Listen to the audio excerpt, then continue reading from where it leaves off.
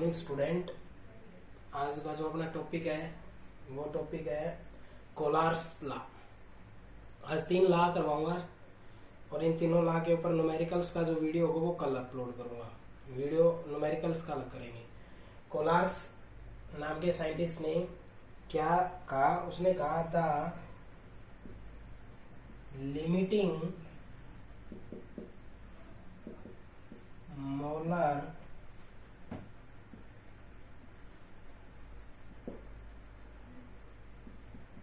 conductivity of an weak electrolyte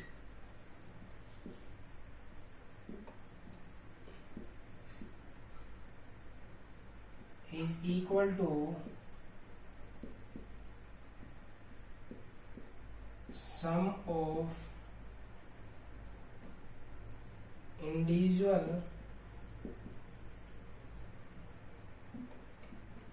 molar conductivities of cation and anion। कोलार्स नाम के scientist ने कहा कि हम किसी भी वीक इलेक्ट्रोलाइट, अब वीक इलेक्ट्रोलाइट में पहले क्लियर कर चुका हूं, the electrolyte which do not dissociate completely, यानी कि ऐसा इलेक्ट्रोलाइट जो कंप्लीटली आयन में डिसोसिएट नहीं होता हो, उसकी अगर आपको मोलर लिमिटिंग मोलर कंडक्टिविटी निकालना है, ये भी मैं पहले कह चुका हूं। लिमिटिंग मोलर कंडक्टिविटी एक्चुअल में क्या होता है, कंडक्टिविटी इनटू 1000 अपॉन मोलरिटी, ये लैम्बडा में कंडक्टिविटी होता है। ये तब 0 इससे रिप्रेजेंट करती है। लिमिटिंग मोलर कंडक्टिविटी कब हो जाता है, जब ये कंसंट्रेशन अप्रोच क्या करें 0 को। When the concentration is approach to 0, then molar conductivity is also known as limiting molar conductivity. Molar conductivity denoted by letter lambda m and limiting molar conductivity या infinite dilution is called 0 or infinity. Clear? तो limiting molar conductivity अगर हम किसी भी weak electrolyte का निकालते हैं, यहाँ पर 2 पॉइंट आए हैं। limiting molar conductivity, limiting molar conductivity means ऐसा कंडक्टिविटी जिसकी कंसंट्रेशन अप्रोच करती हो 0 को, और किसकी, वीक इलेक्ट्रोलाइट की। वीक इलेक्ट्रोलाइट क्या होता है, वीक इलेक्ट्रोलाइट होता है जो कंप्लीटली आयन में डिसोसिएट नहीं होता हो। तो वो किसके बराबर होती है, तो उसने कहा कि वीक इलेक्ट्रोलाइट की जो होती है वो मोलर कंडक्टिविटी जो वीक इलेक्ट्रोलाइट की होती है वो उसके इंडिविजुअल कैटायंस और एनायंस के सम के बराबर होती है। जैसे एग्जाम्पल के तौर पे अगर आप ये कंडक्टिविटी निकालना चाहते हो CH3COOH, CH3COOH means acetic acid. Acetic acid is a weak electrolyte, तो वीक इलेक्ट्रोलाइट है तो कोलार्स लॉ वहां पर अप्लाई हो सकता है। तो वहां पर क्या होगा, लिमिटिंग मोलर कंडक्टिविटी कैटायन और एनायन की, तो ये CH3COO नेगेटिव और CH3COO नेगेटिव और H पॉजिटिव में होगा। यानी कि अपने पास CH3COOH है, ये अब टूट कर CH3COO नेगेटिव और H पॉजिटिव में टूटेगा, तो इसका ये कैटायन हो गया, ये एनायन हो गया। कोलार्स ने कहा क्या कहा, अगर आप इसकी मोलर कंडक्टिविटी निकालना चाहते हो तो इसकी यानी कि एनायन की और इसकी यानी कि कैटायन की मोलर कंडक्टिविटी का सम कर दो। ठीक है, यही इसकी स्टेटमेंट थी। State that the limiting molar conductivity of any weak electrolyte is equal to sum of individual molar conductivity of cation and anion. किसी भी जो वीक इलेक्ट्रोलाइट है, अगर वो इलेक्ट्रोलाइट है वो आयन में टूट रहा है, कंप्लीट टूटेगा या इनकम्प्लीट, कंप्लीट तो स्ट्रॉन्ग, इनकम्प्लीट तो वीक। वीक वाले की बात कर रहे हैं बट आयन में तो फिर भी टूट रहा है वो, तो वो जो आयन में टूट रहा है वो पर्टिकुलर आयन की अपनी अपनी कंडक्टिविटी होगी, उन कंडक्टिविटी के सम के बराबर होगा। ये पॉइंट किसने बताया था, कोलार्स ने बताया था। तो the limiting molar conductivity of a weak electrolyte is equal to the sum of molar conductivity of cation and anion, यानी कि कैटायन और एनायन की मोलर कंडक्टिविटी का सम करेंगे तो इलेक्ट्रोलाइट का आ जाएगा। जैसे CH3COOH है, इसका अगर आप निकालोगे CH3CO नेगेटिव और H पॉजिटिव, आप स्ट्रॉन्ग इलेक्ट्रोलाइट के लिए इसने बताया नहीं था, बट अगर स्ट्रॉन्ग के लिए भी निकालना हो तो भी कैटायन एनायन का सम ही करते हैं। ठीक है, तो क्या कहोगे, जो कैटायन एनायन की वैल्यू होगी उसके सम के बराबर ही हमारे इस पूरे इलेक्ट्रोलाइट की होगी। जैसे अपने पास और ले लेता हूं मैं, जैसे ये है CH3COONA, तो ये कैसे टूटता है, ये टूटेगा CH3COO नेगेटिव और Na पॉजिटिव। ये कैटायन ये एनायन, इस आयन की अपनी कंडक्टिविटी होगी, इस आयन की अपनी होगी, दोनों का सम होगा वो वैल्यू इसके बराबर आएगी। तो कहने का मतलब क्या हुआ, लिमिटिंग मोलर कंडक्टिविटी अगर आपको निकालनी है तो आप कैटायन और एनायन के सम के बराबर ही उसको निकालोगे। तो ये था कोलार्स लॉ। अब कोलार्स नाम के साइंटिस्ट ने एप्लीकेशन के तौर पे दिया, यानी कि क्या क्या हम इस लॉ से कैलकुलेट कर सकते हैं। उनमें से 2-3 बातें तो आप पहले भी यूज हो चुकी है, वो भी इसने कैलकुलेट करके बताई थी। दूसरा 4 पॉइंट्स इसने बताए, 4 एप्लीकेशन है इसकी। पहला क्या कैलकुलेट कर सकते हैं हम, मोलर कंडक्टिविटी कैलकुलेट कर सकते हैं वीक इलेक्ट्रोलाइट के लिए। ठीक है, तो क्या लिखोगे, मोलर कंडक्टिविटी। ये मैं अभी जो पहले था वही तो पॉइंट था, molar conductivities of weak electrolyte at infinite dilution। इसके ऊपर मैं आज एक न्यूमेरिकल करवाऊंगा कि इनफाइनाइट डाइल्यूशन पे आप कैसे निकालेंगे। कैसे निकाला जाता है, CH3COOH के लिए निकाला जाता है। मान लो CH3COOH के लिए आपको ये वैल्यू निकालनी है।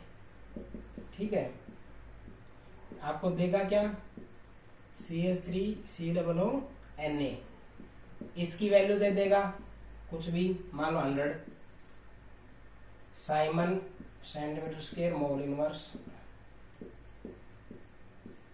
HCl दे दिया, मान लो 200, कुछ भी वैल्यू आ सकती है, न्यूमेरिकली नहीं, मैं एक न्यूमेरिकल अपनी तरफ से बढ़ा के बता रहा हूं। एक वैल्यू दे देगा NaCl, मान लो 50 Simon centimetre square mole inverse. तो इसकी वैल्यू कैलकुलेट करेंगे वीक इलेक्ट्रोलाइट की, इन तीनों का यूज करके। ठीक है, इस तरह से आप फर्स्ट जो एप्लीकेशन इस तरह से न्यूमेरिकल भी आएगा। मैं वो न्यूमेरिकल 1 by 1 स्टेप्स आपको समझा रहा हूं। फर्स्ट स्टेप में क्या करेंगे, इसको लिख देंगे हम ऐसे, lambda m CH3COONA is equal to lambda of CH3COO negative H positive। इसकी वैल्यू कितनी, 100 Simon centimetre square mole inverse. ये इक्वेशन नंबर फर्स्ट। ठीक है, क्या किया मैंने, जो कोलार्स लॉ था उसने कहा था अगर इसकी वैल्यू, अगर ये गिवन है तो ये वैल्यू का मतलब क्या है, इन दो वैल्यू का सम है। ये तो था कोलार्स लॉ, कैटायन और एनायन, तो हम कैटायन एनायन में तोड़ लेंगे। दूसरी स्टेप में इसको भी कैटायन एनायन में तोड़ लो आप, H पॉजिटिव, ये कितना,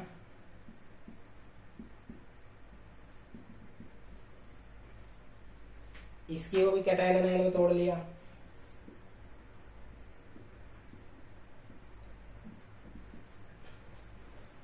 ये लैम्बडा ऑफ Na पॉजिटिव हो गया, ये लैम्बडा ऑफ Cl नेगेटिव हो गया। तो ये वैल्यू कितनी है, 50 मोल इनवर्स। इक्वेशन नंबर 3 हो गई। ठीक है, अब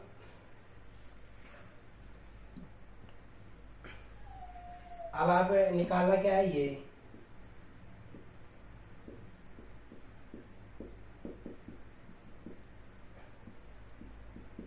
कैटायन और एनायन में हमने इसको लिख दिया। सिंपल सा है, जो वैल्यू गिवन हो और जो वैल्यू निकालनी हो उसको कैटायन एनायन में तोड़ लो। क्यों, क्योंकि कोलार्स लॉ ये कहता था कि मोलर कंडक्टिविटी किसी भी वीक इलेक्ट्रोलाइट की होती है वो उनके कैटायन और एनायन के सम के बराबर होती है।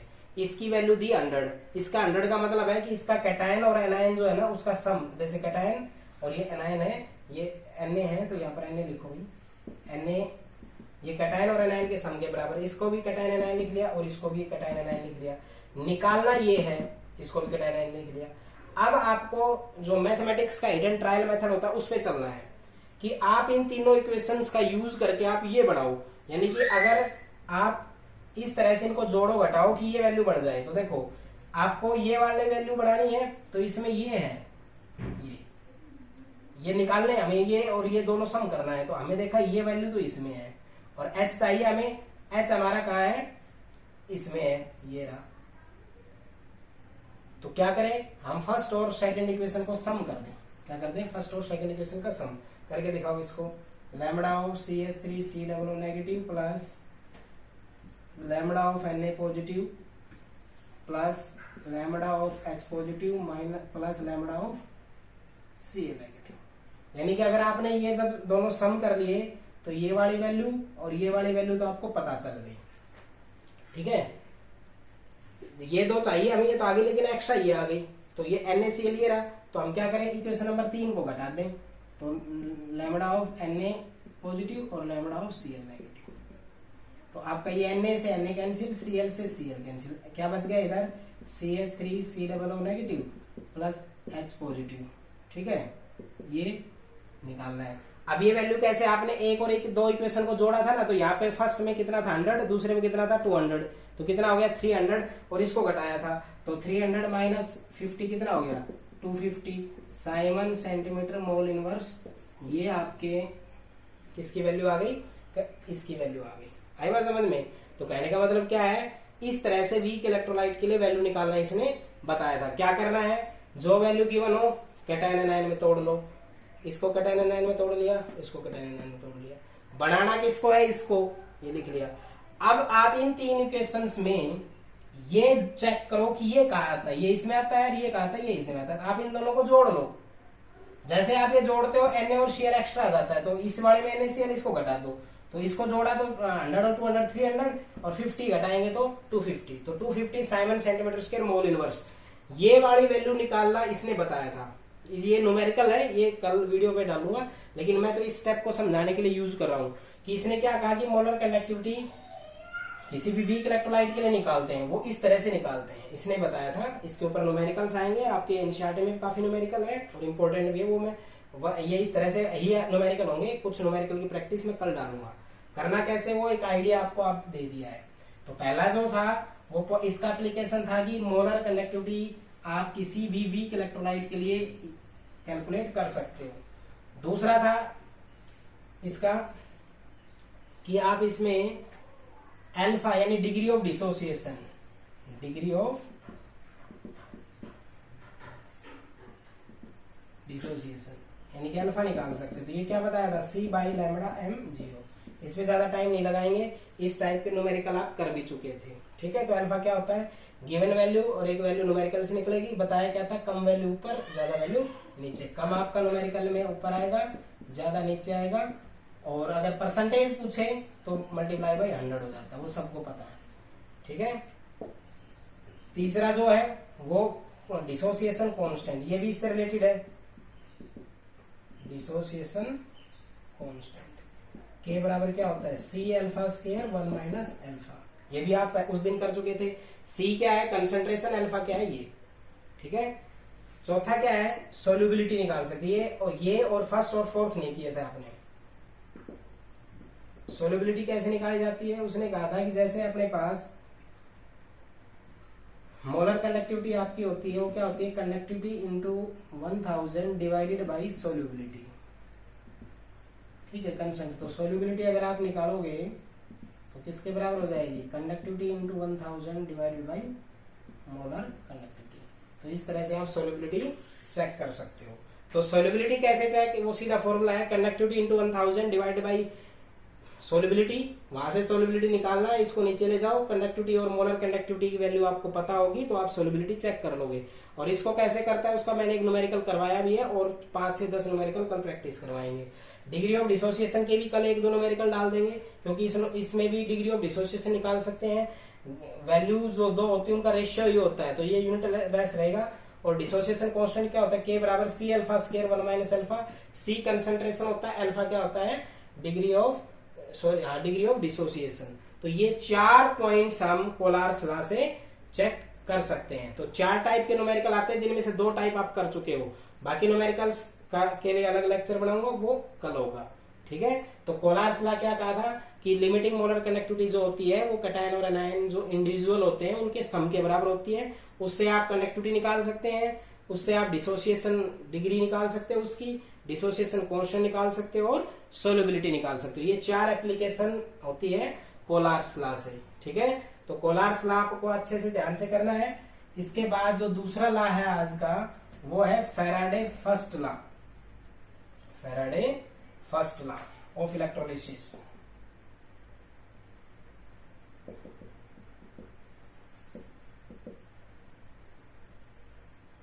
तो सिंपल सा है, इलेक्ट्रोलिसिस का मतलब क्या होता है,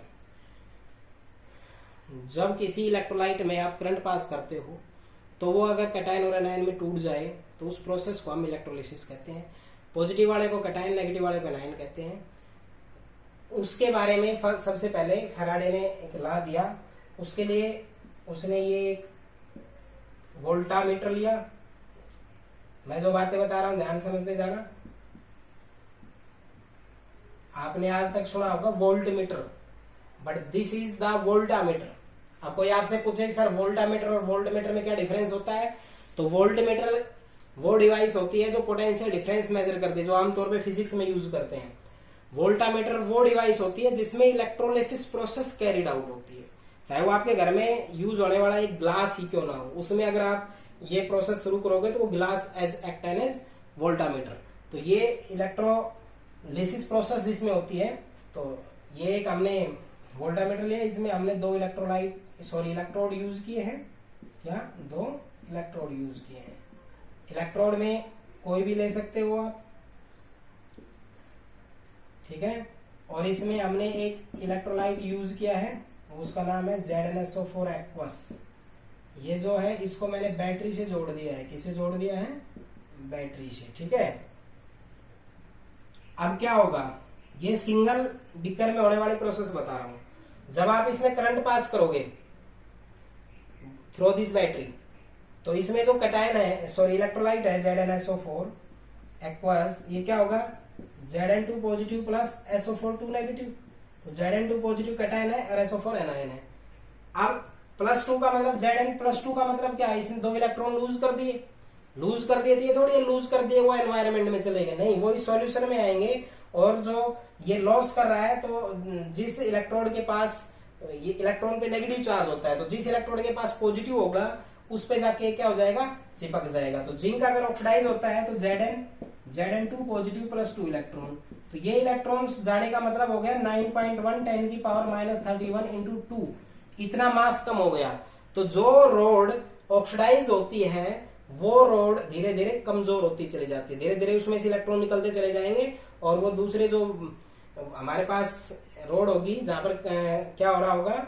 रिडक्शन हो रहा होगा, वो धीरे धीरे हैवी होती चली जाएगी और सॉल्यूशन के अंदर ही ये प्रोसेस टेक्स प्लेस करती है। तो इस तरह से ये प्रोसेस होती है। ये इसका काम नहीं था। इसने क्या कहा था?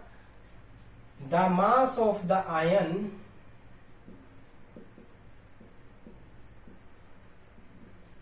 डिपॉजिट ऑन कैथोड और anode is directly proportional to quantity of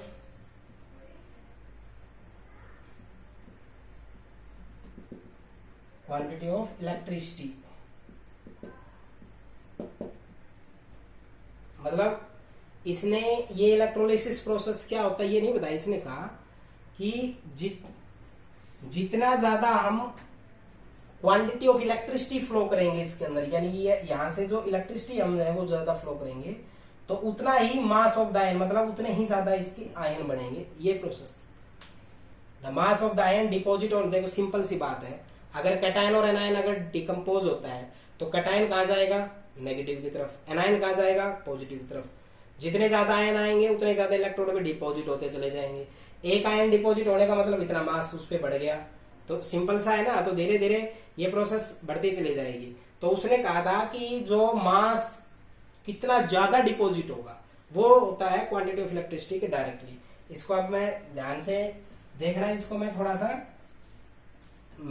current की फॉर्म में इसको बदलता हूं। उसने कहा था मास ऑफ द आयन, तो मास को रिप्रेजेंट W से कर रहा हूं। इसके डायरेक्टली बताया उसने Q के बताया, Q यानी कि चार्ज। तो आप इसको ऐसे बदलो, I = क्या होता है? Q/T current.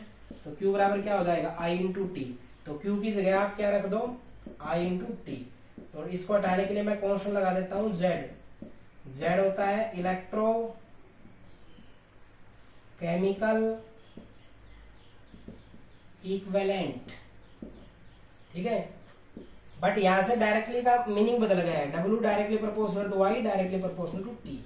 मतलब जो इलेक्ट्रोलिसिस प्रोसेस होता है वो कब बढ़ जाता है? एक तो जितना ज्यादा करंट पास करोगे उतना ज्यादा वो आयन में टूटेगा, उतना ज्यादा मास डिपॉजिट होगा। और जितने समय के लिए करोगे, तो सिंपल सा क्या है कि ये एक बीकर है, ये वही दोबारा से बता रहा हूं मैं आपको, ये जुड़े हुए एक दूसरे से, ठीक है। एक कैथोड है, एक एनोड है, ठीक है। तो इसने कहा कि जो ये इलेक्ट्रोलाइट है ZnSO4 या कोई भी, वो इलेक्ट्रोलाइट कैटायन आयन में टूटता है, वो यहाँ पर जो डिपॉजिट होता है वो डिपेंड करता है करंट पे। क्वांटिटी ऑफ इलेक्ट्रिसिटी कह दो चाहे इकट्ठे या कह दो करंट, यानी जितना ज्यादा करंट आप पास करोगे उतना ही ज्यादा आयंस में डिकम्पोज होगा, पहली बात। दूसरा, जितने समय के लिए करोगे उतना ही ज्यादा होगा।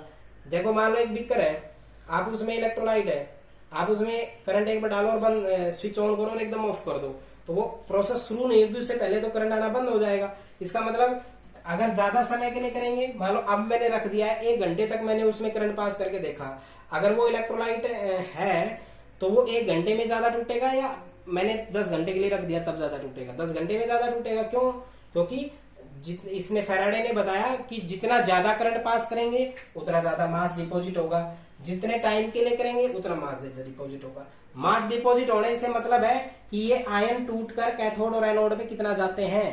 तो जब mass of the ion deposit on cathode और anode is directly proportional to, यहां से Q की जगह IT रख दो या IT की जगह Q भी रख सकते हो। इसको हटाएंगे तो ये हो जाएगा IT, इसको हटाएंगे तो कॉन्स्टेंट हो जाएगा ZIT, IT को आप Q भी रख सकते हो तो W is equal to Z into Q, ये भी रख सकते हो, ठीक है। तो इस सिंपल सा है, 2 तरीके से इसको बता सकते हैं। जो mass of the ion deposit होगा कैथोड और एनोड पे जब हम इलेक्ट्रिसिटी पास करते हैं, तो जितनी ज्यादा इलेक्ट्रिसिटी पास करेंगे वो उतना ही ज्यादा डिपॉजिट होगा। दूसरी लैंग्वेज में कहें तो जितना ज्यादा करंट पास करेंगे उतना मास ऑफ द आयन डिपॉजिट होगा, जितना ज्यादा टाइम के लिए यूज करेंगे उतना ज्यादा mass of the ion deposit होगा। तो फैराडे फर्स्ट लॉ में यही कहा गया, the amount of mass deposit on cathode और anode is directly proportional to quantity of electricity, यानी जितनी ज्यादा क्वांटिटी ऑफ इलेक्ट्रिसिटी हम पास करेंगे, यानी जितना ज्यादा चार्ज फ्लो करेंगे उतना ही ज्यादा वो आयन में डिपॉजिट होगा। तो ये डायरेक्टली का सिंबल लगा दिया, यानी ये ज्यादा होगा तो ये ज्यादा आयन में टूटेगा, ये आयन में टूटेगा तो उतना ज्यादा यहाँ जाके डिपॉजिट होगा, ठीक है। इलेक्ट्रोलाइट धीरे धीरे कम हो जाएगा और ये इलेक्ट्रॉन्स आपके बढ़ते चले जाएंगे। जैसे आपके घर में यूज होने वाली बैटरी होती है, उसमें कुछ समय के बाद पानी डालने की जरूरत महसूस हो जाती है। क्यों? क्योंकि उसका इलेक्ट्रोलाइट धीरे धीरे क्या हो जाता है, कम हो जाता है। पानी डालने से आप डाइल्यूशन बढ़ा देते हो, ऐसा नहीं है कि इलेक्ट्रोलाइट पानी है, नहीं, उसमें H2SO4 होता है, ठीक है। तो मास ऑफ द आयन डिपॉजिट करते हैं टाइम करंट पे और टाइम पे, ठीक है, या क्वांटिटी ऑफ इलेक्ट्रिसिटी, दोनों का मीनिंग एक ही होता है। आई बात समझ में? अब यहाँ पर आगे अगर हम देखें तो अगर हम ऐसे कहते हैं, जो Z था आपका यहाँ पर कांस्टेंट ऑफ प्रोपोर्शनलिटी, उस Z को हम इलेक्ट्रोकेमिकल इक्विवेलेंट कहेंगे, तो W is equal to ZIT। तो क्या करता हूं मैं, I को मैं 1 एम्पियर रख देता हूं और T को मैं 1 सेकेंड रख देता हूं, तो W इज इक्वल टू क्या हो जाएगा, Z। इसको डेफिनेशन लिख सकते हो, W क्या है, मास डिपॉजिट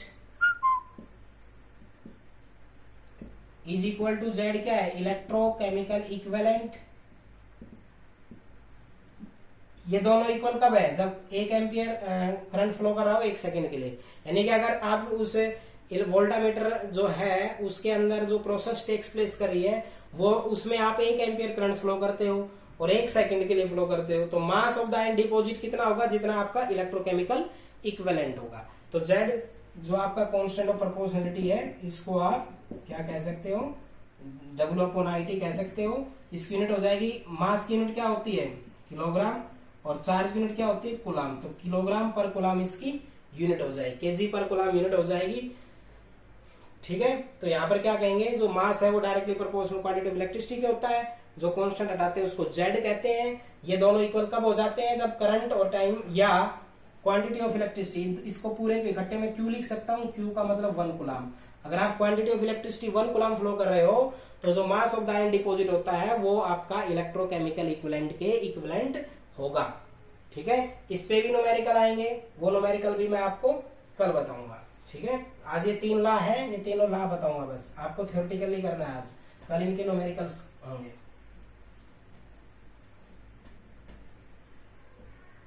इसके बाद है फैराडे सेकंड लॉ।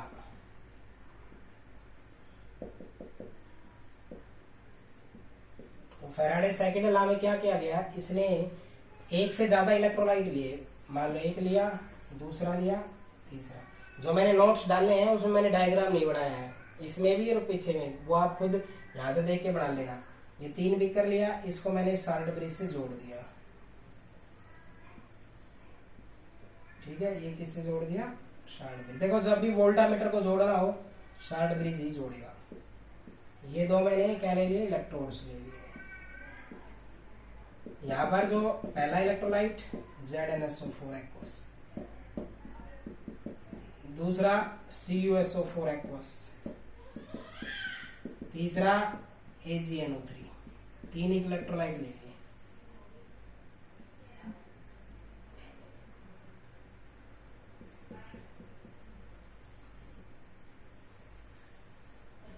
ऐसे हमने इसको जोड़ लिया, ठीक है। ऐसे जोड़ सकते हैं, कोई वैसे नहीं है। यहाँ पे ले जाके इसको ऐसे कर दिया। इसको रियोस्टेट है, ये इसको जोड़ने का मत है। ये बैटरी है, ये एमीटर है, ये साल्ट ब्रिज है, ये इसमें ZnSO4, इसमें CuSO4, इसमें AgNO3 एक्वस इलेक्ट्रोलाइट है। जिंक और कॉपर के इलेक्ट्रोड यूज कर रहा हूँ, ठीक है। ये सॉलिड फॉर्म में है, किसमें है, ये सॉलिड फॉर्म में। तो फैराडे नाम के साइंटिस्ट ने क्या कहा कि जब आप एक से ज्यादा इलेक्ट्रोलाइट, जैसे ZnSO4 पिछले वाले में एक ही था, सेकंड लॉ में इसने नहीं बताया, पहले लॉ में तो एक के लिए बताया, दूसरे में बताया कि जब एक से ज्यादा इलेक्ट्रोलाइट है उसको ये ऐसे इस तरह से रख दिया। इस तरह से रखने की कॉम्बिनेशन को कहते हैं सीरीज कॉम्बिनेशन। तो उसने कहा when more than one electrolyte is placed in series, जब हम एक से ज्यादा इलेक्ट्रोलाइट को सीरीज में रखते हैं तो जो mass of the ion deposit होता है, इसके बाद स्टेटमेंट लिखता हूं, mass of the ion deposit on cathode and anode is directly proportional to their chemical equivalent.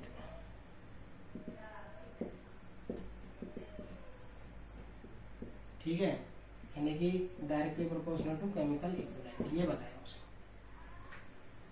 इसको क्लियर कर देता हूं, फिर स्टेटमेंट को समझाऊंगा। इसने 3 ले लिए, आप 3 ले लो, 4 ले लो, 5 ले लो, एक से ज्यादा कितने भी ले लो। सीरीज में है तो एक चीज फिक्स है, ये आपने फिजिक्स 10 में पढ़ा होगा, अगर सीरीज में कॉम्बिनेशन है तो करंट सेम होगा, ठीक है। तो इन सब में सेम करंट फ्लो होगा। तो इसमें इलेक्ट्रोलाइट लिया मैंने ZnSO4, तो ZnSO4 का जब डिकम्पोजिशन होगा वो कैसे होगा, Zn2 पॉजिटिव और SO4 2 नेगेटिव। CuSO4 का आपका होगा Cu2 पॉजिटिव और SO4 2 नेगेटिव।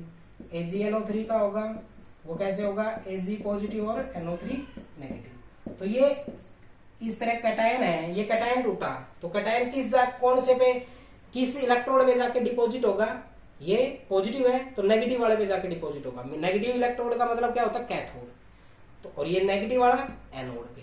तो जो mass of the ion deposit cathode और एनोड, जो कैथोड और एनोड पे मास डिपॉजिट होता है वो किस पे डिपेंड करता है, एक से ज्यादा इलेक्ट्रोलाइट में, वो बताया फैराडे सेकंड लॉ के अंदर। तो ये एक इलेक्ट्रोलाइट, ये दूसरा, ये तीसरा, सेम करंट पास हो रहा है इस बैटरी से। इसमें ZnSO4, इसमें CuSO4, इसमें AgNO3 इलेक्ट्रोलाइट, दोनों वोल्टामीटर, ये सब वोल्टामीटर होते हैं जिसमें इलेक्ट्रोलिसिस प्रोसेस हो, वो वोल्टामीटर होता है। वो जिससे जोड़ते हैं उसको हम साल्ट ब्रिज कहते हैं। इस डायग्राम का तो यहां तक महत्व है। अब जब ये आयंस टूटेंगे, ये डिपॉजिट किस पे कितने ज्यादा होंगे, ये चीज बताई जाएगी उस स्टेटमेंट से। तो उसमें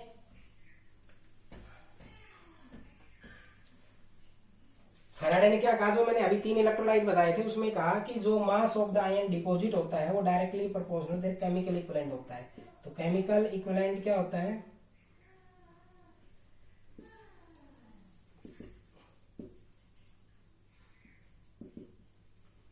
ये होता है एटॉमिक वेट अपॉन वैलेंसी। क्या, एटॉमिक वेट अपॉन वैलेंसी। किसका निकालना है आपको, जिंक, जिंक एटॉमिक वेट रख लो और जिंक की वैलेंसी। एल्यूमिनियम, एल्यूमिनियम का एटॉमिक मास क्या होता है 27, वैलेंसी कितनी होती है 3, 27/3 9, 9 क्या होगा उसका केमिकल इक्विवेलेंट। तो पहले वाले के लिए तो W1 E1, तो W1 बराबर क्या हो जाएगा, कांस्टेंट E1। तो W1 बराबर क्या हो गया, W1E1 बराबर कांस्टेंट। फर्स्ट इलेक्ट्रोलाइट के लिए होगा। सेकंड के लिए similarly W2/E2 is equal to constant. हमने कितने यूज किए थे, 3, तो W3/E3 is equal to constant. तीनों ये कांस्टेंट है तो क्या हो गया, इसका मतलब ये हो गया W1/E1, W2/E2, W3/E3। ये फैराडे सेकंड लॉ था।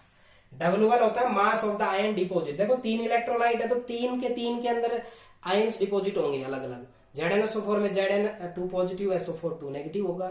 CuSO4 में Cu2 पॉजिटिव, SO4 नेगेटिव होगा। AgNO3 में Ag पॉजिटिव और NO3 नेगेटिव होगा। तो वो तीनों के तीनों में डिपेंड किस पे करेगा, केमिकल इक्विवेलेंट पे। केमिकल इक्विवेलेंट क्या होता है, E जो होता है वो क्या होता है, एटॉमिक वेट अपॉन वैलेंसी। पहले वाले क्या एटॉमिक वेट कितना, जिंक का नियर अबाउट 70 के करीब, उसकी वैलेंसी से डिवाइड कर दो उसका केमिकल। दूसरे का क्या, कॉपर का अपना मास, उसकी वैलेंसी। तीसरे क्या, सिल्वर का अपना मास और उसकी वैलेंसी। तो सभी का जो एटॉमिक मास और वैलेंसी जो होगा वो सबका डिफरेंट आएगा, मतलब सबका केमिकल इक्विवेलेंट क्या होगा, डिफरेंट, और सबका मास क्या होगा, different. But the mass and chemical equivalent ratio क्या रहेगा, वो हमेशा कांस्टेंट रहेगा, चाहे एक इलेक्ट्रोलाइट हो, 2 हो, 3 हो। क्यों, क्योंकि तीनों के अंदर same quantity of electricity flow होती है। अब इसको सम अप करते हैं कि the same amount of current is passed through different electrolyte which are placed in series. Then the mass of the ion deposit on cathode or anode is directly proportional to their chemical equivalent. The chemical equivalent is the ratio of atomic weight to their valency. If you have to take CuSO4, then the ratio of mass and their valency is different because atomic mass of copper is different and their valency is different. ZnSO4 का atomic weight अपना अलग होगा और उसकी valency अलग होगी। AgNO3 में similar, तो उनका मास और केमिकल इक्विवेलेंट का रेशियो क्या रहेगा, कांस्टेंट। तो दूसरे का भी कांस्टेंट, तीसरे का भी। आप 10 रख देते हो तो सबके सबका W/E क्या रहेगा, कांस्टेंट। तो इसका एक सिंपल वे में जो स्टेटमेंट बनता है वो यही बनता है, W directly proportional to E, तो W/E is equal to constant. अब आप इलेक्ट्रोलाइट चाहे आप पहला लेते हो तो उस इलेक्ट्रोलाइट का मास, उसका इक्विवेलेंट, दूसरा है तो दूसरे का, तीसरा है तो तीसरे का। अगर डिफरेंट इलेक्ट्रोलाइट है तो सबको पता है उसका एटॉमिक वेट और उसकी वैलेंसी क्या रहेगी, डिफरेंट रहेगी। फर्स्ट वाले में बताया था कि जो आयंस डिपोजिट होते हैं वो क्वांटिटी ऑफ इलेक्ट्रिसिटी पे डिपेंड करता है। सेकंड वाले में बताया कि अगर इलेक्ट्रोलाइट एक से ज्यादा है और वो सीरीज में रखे हुए हैं तो जो उनका मास ऑफ द आयन डिपोजिट होता है वो डायरेक्टली प्रोपोर्शनल उसकी क्या होगा, केमिकल इक्विवेलेंट के। और केमिकल इक्विवेलेंट पूरी पीरियोडिक टेबल में हर एलिमेंट के लिए डिफरेंट होता है। क्यों, क्योंकि हर एलिमेंट का अपना एटॉमिक वेट अलग होता है और उसकी वैलेंसी अलग अलग होती है। ठीक है, तो एटॉमिक वेट और वैलेंसी का जो रेशियो होता है उसको हम क्या कहते हैं, केमिकल इक्विवेलेंट। तो उसने यही कहा कि जब इलेक्ट्रोलाइट एक से ज्यादा सीरीज में जुड़े हुए हैं तो उनका जो mass of the ion deposit on cathode anode वो उसकी केमिकल इक्विवेलेंट पे होगा। अब कई बच्चों अगर इसमें डाउट है कि भाई ये मास ऑफ द आयन डिपोजिट का मतलब क्या होता है, देखो एक इलेक्ट्रोलाइट जो इलेक्ट्रोलाइसिस प्रोसेस होती है तो उसमें कैटायन एनायन बनते हैं। कैटायन बनने का मतलब लॉस ऑफ इलेक्ट्रॉन, एनायन बनने का मतलब गेन ऑफ इलेक्ट्रॉन। तो जिस पे लॉस होता है वो कैटायन होता है, वो जाके नेगेटिव पे जाके डिपोजिट होगा, क्योंकि कैटायन पे पॉजिटिव चार्ज और नेगेटिव का मतलब कैथोड, उस पे नेगेटिव चार्ज। ऐसे ही एनायन है वो जाके किस पे होगा, पॉजिटिव वाले पे यानी एनोड पे। तो जो लॉस करके गया है इलेक्ट्रॉन उसका मास धीरे धीरे कम होता जाएगा और जिसका गेन हुआ है उसका धीरे धीरे मास क्या होता जाएगा, ज्यादा होता जाएगा। ये बात डिपेंड किस पे करती है कि हम उस इलेक्ट्रोलाइट में करंट कितना फ्लो कर रहे हैं, क्वांटिटी ऑफ इलेक्ट्रिसिटी हमारी कितनी है। जितनी ज्यादा क्वांटिटी ऑफ इलेक्ट्रिसिटी होगी उतना ही ज्यादा वो मास ऑफ द आयन डिपोजिट होगा। सेकंड लॉ में क्या कहा गया, जो mass of the ion deposit होगा डिफरेंट इलेक्ट्रोलाइट का, अगर वो सीरीज में रखे हैं तो करंट सेम होगा, इसलिए उनका मास और केमिकल इक्विवेलेंट का जो रेशियो है वो हमेशा क्या रहेगा, आपका कांस्टेंट रहेगा। तो इसको हम क्या कहते हैं, फैराडे सेकंड लॉ। तो आपने कोलार्स लॉ, उसकी 4 एप्लीकेशन। कोलार्स ने कहा था कि जो अलग अलग इलेक्ट्रोलाइट होते हैं वो वीक इलेक्ट्रोलाइट, उनका कैटायन एनायन होता है, तो मोलर कंडक्टिविटी उन दोनों अलग अलग की कंडक्टिविटी के सम के बराबर होगी। उससे आप कंडक्टिविटी निकाल सकते हैं, उससे डिग्री ऑफ डिसोसिएशन निकाल सकते हैं, डिसोसिएशन कांस्टेंट निकाल सकते हैं और सोल्युबिलिटी निकाल सकते हैं। फैराडे फर्स्ट लॉ में सिंगल इलेक्ट्रोड के लिए बताया था और सेकंड लॉ के अंदर एक से ज्यादा इलेक्ट्रोलाइट के लिए बताया था। तो ये 3 लॉ है, इनकी थ्योरेटिकल पोर्शन आपको अच्छे से तैयार करना है। इनसे रिलेटेड जो न्यूमेरिकल आपके एनसीईआरटी के उनके होंगे 10 से 15, वो कल वीडियो में डालूंगा आपको। ठीक है।